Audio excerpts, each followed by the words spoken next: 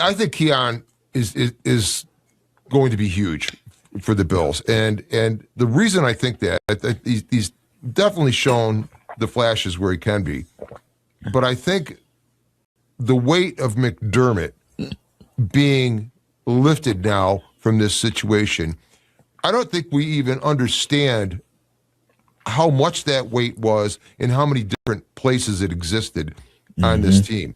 I always had a big problem with McDermott going public, talking about disciplining this player. Now, you could speak to this, of course, based on the fact of having been in the league as long as you were exposed that much. I don't care what was going on with Keon Coleman not showing up to a practice, whatever it may have been. For McDermott to go public with that and talk about it, I mean, say he's got like plantar fasciitis or something. Don't get it out there in front. And if you need to go in front of a presser to try to impress your point, sit down with a guy across from the desk and look him in the eye. I can't understand why that couldn't have gotten accomplished. But then when you start to think about that with McDermott, it was the same thing with Stephon Diggs in the business in the OTAs a couple of years ago. Yeah. Why did that have to go public? Why did that have to be a big thing with concern? Why couldn't that have just been worked out?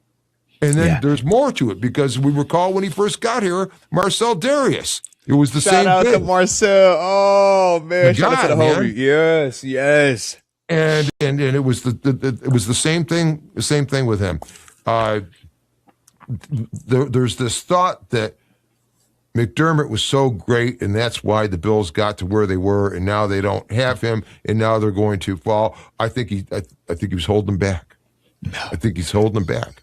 And it's going to be interesting with that, man. And I was going to say, man, just piggyback on what you said, man, about the public bringing up these issues.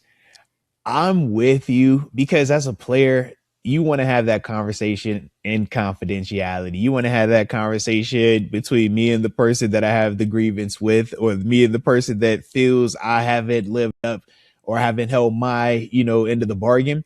When you go public, it's a lot more harsher of a message, and it gets received a lot differently.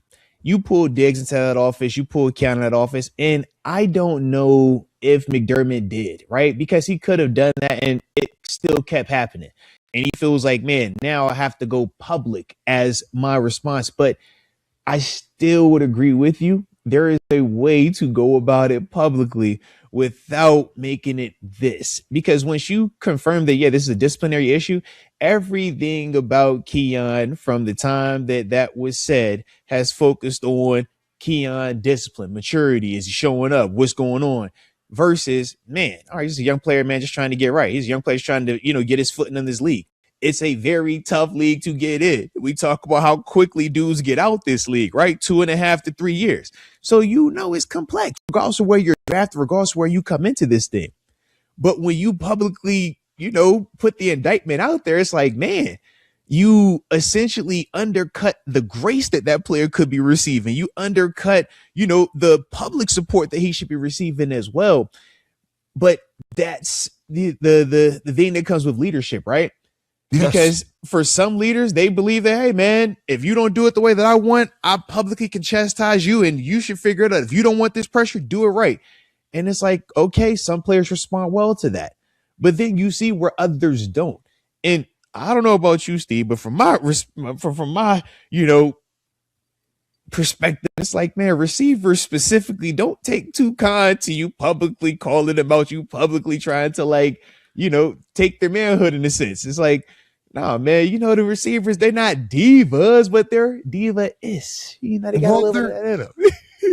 they're out on their own, and it's a confidence thing. Yeah. And you have to really have you got to believe you're the best player in the world to be out there as an X receiver, as a number one wide receiver in the National Football League.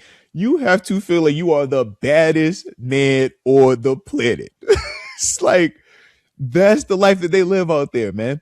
So you got to also understand that mentality when you're talking to them dudes.